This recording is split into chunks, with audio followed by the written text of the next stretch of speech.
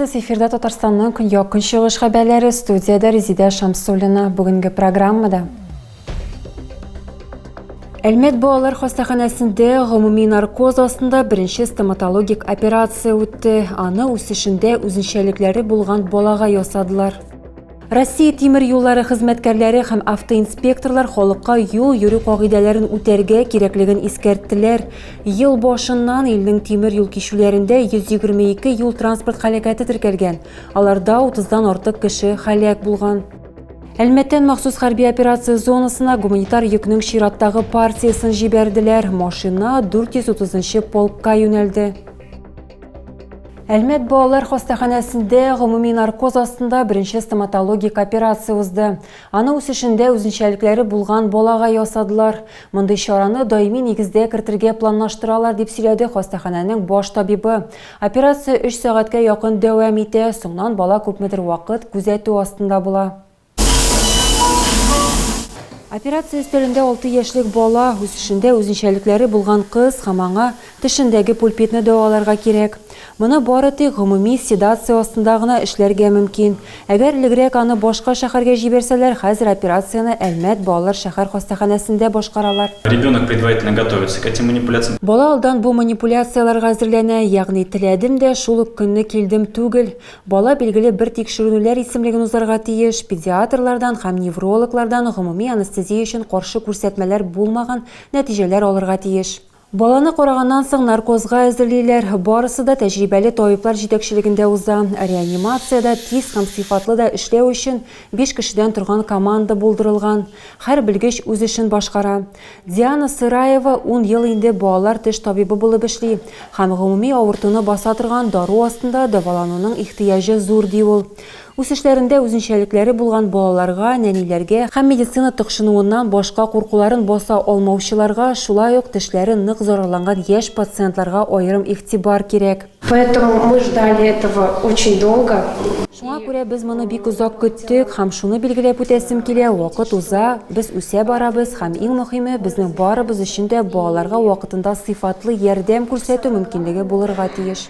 Мондый тәҗрибә бөтен көньяк-көнчыгыш буенча булмаган. Алмаз Алиуллин стоматологик манипуляцияларны башкару уе ел ярым элек барлыкка килгән дип сөйләде. Элек балаларга башка шәһәрләргә яки шәхси клиникаларга юллама бирәләр иде.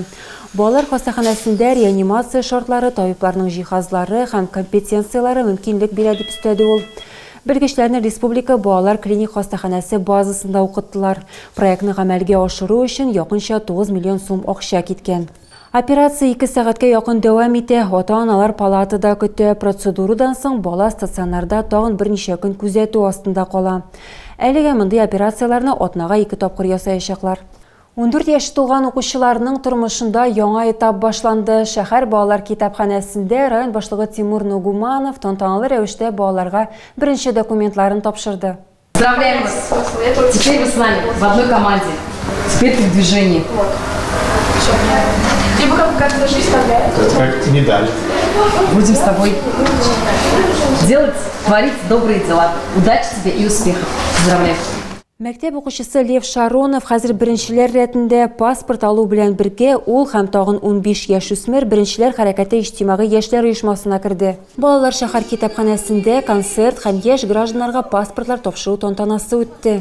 Я получил паспорт, это мой новый этап жизни, и это хорошо. Зөһрә Курмакаева активистларның паспорт өстәлендә 14 яше тулган балаларның мәгълүматларын сорап алулары, соңнан исемлекләр төзүләре һәм ата-аналарына мөрәҗәгать итүләре турында сөйләде. Бүләкләү тантаналары өчен 2 урын сайланды: балалар китапханәсе һәм фабрика яшьләр үзәге. Бу вакыйга айның һәр соңгы пәнҗешәмбесендә узар дип планлаштырыла. Я считаю, что сейчас направление патриотизма. Минемчә, хәзер ватанпәрвәрлек юнәлешен илебездә килеп туган вазгыятькә бәйле рәвештә бик яхшы сакларга кирәк. Балаларда чыннан да аңлау булсын өчен һәм без остазлар тарафыннан ватанга, илебезгә мәхәббәт тәрбияләргә тиеш. Балага 14 яшь тулгач паспорт алу өчен туган көннән соң 90 көн эчендә МФЦга яки Эчке эшләр министрлыгына гариза бирергә кирәк. Ата-аналарның барлык этапларда булуы мәҗбүри. Паспортны гадәттә 5 эш көне эчендә әзерлиләр. Ел башыннан дәүләт алкоголь инспекциясы белгечләре законсыз әйләнештән 500 литрга якын алкоголь тартып алган. Көчле эчемлекләр әйләнеше дәүләт тарафыннан күптән контрольдә тотыла. Ә сыра һәм сидр кебек эчемлекләр җаваплы органнарның күз алдына чагыштырмыйча күптән түгел генә эләккәннәр. Сәүдә нокталарын тикшерүләр даими рәвештә үткәрелә. Белгечләр сүзләренчә, ешрак хукук бузучылар арасында шәхси эшмәкәрләр кибетләре. В данном случае, вот как здесь упаковка уже не вскрыта, то мы данную продукцию не отправляем на экспертизу. Бу эчемлекләр районның бер кибетенең киштәләрендә тора иде. Белгечләр сүзләренчә, еш кына закон бузучылар арасында шәхси эшмәкәрләр. Дәүләт алкоголь инспекциясы хезмәткәрләре фикеренчә, сәбәбе акчаны янга калдыру теләге. В основном, конечно, водка. В основном водка. Нигездә, әлбәттә, аракы. Бу киң таралган продукт. Хәзер сыра белән эшли башладылар. Шулай ук срогы чыккан сыраны саталар. Аның сроклары алай ук зур түгел. Пиво тоже просроченное пиво реализуют. У пива там сроки не такие большие. Балик булмаганнарга алкоголь сату, лицензиясы сату һәм башкалар. Бу очракларның барысы да инспекторлар игътибарына эләгә. Тикшерүләрдән соң белгечләр эшләрне инстанциялар буенча тапшыра, ә алга таба хукук бузуларның нинди матдәгә эләгүенә карап, шәхси эшмәкәргә 10 меңнән 300 мең сумга кадәр штраф яный. Кайбер сәүдә нокталары хуҗалары җәзаны түләгәннән соң алкоголь сатуны дәвам итә, әмма инде закон буенча. Дәүләт алкоголь инспекциясы хезмәткәрләре даими рәвештә кибетләргә һәм җәмәгать туклануы нокталарына профилактик рейдлар белән бара. Быел инде 27се узган, 216 кисәтү игълан ителгән һәм тартып алынган алкоголь продукциясының гомуми күләме 488 литр тәшкил итә. Россия тимер юллары хезмәткәрләре һәм автоинспекторлар халыкка юл йөрү кагыйдәләрен үтәргә кирәклеген искәрттеләр. Алар игътибар тимер юл кичүе акциясын үткәрделәр. Ул Чупай авылы янында узды. Ел башыннан илнең тимер юл кичүләрендә 122 юл транспорт һәлакәте теркәлгән, аларда 30дан артык кеше һәлак булган. Юхиди хезмәткәрләре машина йөртүчеләрне туктата, ә тимер юл инженерлары аларга тимер юл кичүендә куркынычсызлык кагыйдәләре турында белешмәләр тарата. Станциянең баш инженеры сүзләренчә, алар тимер юл кичүләрендә куркынычсызлык турында кайгырталар, әмма аларның тырышлыгыннан гына тормый. Юл хәрәкәтендә катнашучылар да үзләрен кайгыртырга тиеш. Мәсәлән, узган елның 9 аенда илнең тимер юл кичүләрендә 142 юл транспорт һәлакәте булган, быел 20гә кимрәк. Ел башыннан бирле тимер юл кичүләрендә юл транспорт һәлакәтендә 34 кеше һәлак булган. Шуңа күрә инспекторлар автомобиль йөртүчеләрне барлык юл хәрәкәте кагыйдәләрен үтәргә өндиләр. Әлмәттән махсус хәрби операция зонасына гуманитар йөкнең чираттагы партиясын җибәрделәр. Ул ир-егетләребезнең теләкләрен исәпкә алып җыелды. Шулай ук хәрбиләргә исемле посылкалар тапшырачаклар.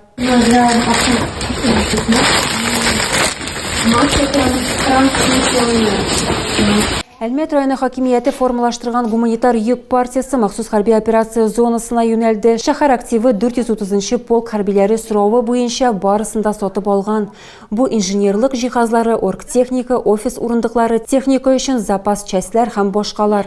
Шулай ук 2 мотоцикл, гуманитар йөкне төяргә волонтер студентлар ярдәм итте. Узган атна ахырында 2нче машина 56-нчы һава десант полкына китте. Зур гуманитар йөккә азык-төлек, шешәләргә салынган су, кием салым, саклагыч шелтәрләр һәм окоп шәмнәре кергән.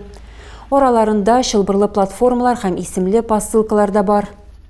Ул 4 меңнән артык баланы кабул иткән. Балалар хастаханәсенең хирургия бүлеге мөдире Кирилл Булатов инде 5нче тапкыр махсус хәрби операция зонасыннан командировкадан кайтты. Лисичанскига беренче сәфәренә ул моннан 2 ел элек үк барган иде. Аңа экстремаль шартларда фронт сызыгы янында эшләргә туры килде. Быел ул оешкан төркем составында Херсон өлкәсенең Геник өлкә хастаханәсендә барды. Бер ай эчендә ул 800 баланы карады, шуларның 35-не операция ясады. Ну, про персонал я не скажу, что там... Мин анда кискен проблема бар дип әйтмим. Анда бик яхшы табиблар, алар сонында гына кыенлыклар бар. Әмма минем уйлавымча, хәзер бөтен Россия буенча шулай. Анда бу аеруча сизелә, табиблар чыннан да җитми. Пациентлар бик күп бу өлкә хастаханәсе һәм бөтен өлкәдән аларны шунда алып киләләр. Анда койка фонды җитми, палаталар тулы. Тик хирурглар анда атнасына 24 сәгать буе зур энтузиазм белән эшлиләр. 7 с большим энтузиазмом, как бы они там вообще очень крутые. Әлмәт балалар йортында тәрбияләнүчеләр өчен мавыктыргыч экскурсия оештырылды. Мондый бүләкне аларга 27-нче янгын части хезмәткәрләре тапшырган. Алар Рангут ат спорты мәктәбе атларының нинди шартларда яшәвен һәм янгын сөндерү коткару отрядының ничек эшләвен күрә алдылар. Балаларны аниматорлар каршы алды. Вот так вот при пожаре, если находим вдруг пострадавшего или человека, которого нам нужно эвакуировать, мы соединяем. Здесь постоянно воздух идет и надеваем. Не бойся. Помоги мне ручками, помоги. Вот так, молодец. Все? Әлмәт балалар йортында тәрбияләнүчеләр коткарылучылар ролен киеп карадылар. 27-нче янгын сөндерү части хезмәткәрләре аларга экскурсия оештырды. Балалар техника белән таныштылар, шулай ук отрядның ничек эшләвен, зыян күрүчеләрне ничек коткаруларын, янгынны нинди усул белән сөндерүләрен һәм янгын сөндерүчеләрнең амуницияларын үз күзләре белән күрделәр. Балалар өчен шын бәйрәм оештырдылар, кунакларны аниматорлар, музыка һәм бәйрәм рухы белән каршы алдылар. Янгын сөндерү части территориясендә табын әзерләделәр. Иң кечкенәләре аквагрим ярдәмендә үзгәрә алды. Бу көнне балалар Кишүчат авылындагы ат спорты мәктәбе белән дә таныштылар. Рангут ат спорты мәктәбе янгын сөндерү части өчен шифлы күрсәтелә торган мәктәп. Балаларга атларның ничек яшәве һәм шөгыльләнүе турында сөйләделәр. Шулай ук ат спорты мәктәбенең тарихында да тукталдылар. Коллектив 2 ел дәвамында хәйрия акциялары белән шөгыльләнә дип сөйләде 27-нче янгын части инженеры. Мы периодически проводим. Безгә мондый чаралар үткәрү ошый, без бит кешеләрне коткарырга, янгыннарны сөндерергә генә түгел, ә игелекле эшләр дә башкарырга тиеш. Экскурсияга 31 бала килде. Шупай авылында беренче тапкыр рәсем сәнгате буенча мастер-класс узды. Авыл мәдәният йортына районның төрле торак пунктларыннан, шул исәптән Әлмәттән 50 рәссам килгән иде. Аларга көзге пейзажны акварель белән язарга кирәк булды. Мәдәният йорты беренче тапкыр хәвәскәрләрне һәм профессионалларны җыйды. Оештыручыларны рәсем сәнгате буенча мастер-класс үткәрүгә Каракүз фестивале илһамландырган. Җәй көне ул 500 рәссамны берләштерә. Мәдәният йорты залы мондый масштабларны булдыра алмый, шуңа күрә катнашучылар санын 10 тапкырга киметергә туры килде. В этот раз мы проводим только на 50 человек и на следующий год. Бу юлы без 50 кешене генә җыйдык. Киләсе елга планнарда масштаблырак уздыру өчен, без теләүчеләрнең күбрәк булуын күрдек. Рәссамнар районның төрле торак пунктларыннан килделәр. Зур өлешен җирле халык тәшкил иткән. Аларның күбесе китапхана хезмәткәрләре оештырган арт-клубка йөри. Хатын-кызлар мастер-класста төп спикерлар булдылар һәм этаплап пейзажны ничек ясарга кирәклеге турында сөйләделәр. Катнашучылар өчен яшь һәм һөнәр буенча чикләүләр булмады. Рәсем сәнгатендә һәркем үз көчен сынап карый ала иде. Барлык рәссамнар өчен оештыручылар баллы бүләкләр әзерләгәннәр һәм аларны Мальбет кырыена беркеткәннәр. Экскурсиялар, мастер-класслар һәм очрашулар, Әлмәттә өлкәннәр көне уңайыннан бай эчтәлекле программа әзерләгәннәр. Әлеге чараларны ялларга тәнәфес белән 10 көн үткәрәчәкләр. 60 яшьтән өлкәнрәк шәһәр халкы һәм кунаклары өчен барлык активлыкларга һәм интерактивларга керү бушлай. Теләге булган һәркем туган якны өйрәнү музее, ат спорты мәктәбе һәм үзәк мәчет буенча экскурсияларга, музыка мастер-классларына, кино карауларга һәм ретро-дискотекага бара алачак. Тулырак афишаны без үзебезнең сайтта урнаштырдык, аңа экраннарда күрсәтелгән QR-код буенча күчәргә мөмкин. Тагы да күбрәк яңалыклар һәм тапшырулар белән безнең сайтта таныша аласыз. Без социаль челтәрләрдә дә бар, хәбәрләр юллагыз. Бүгенгә менә шулар. Мин сезнең белән сау булашам. Исән-имин булыгыз.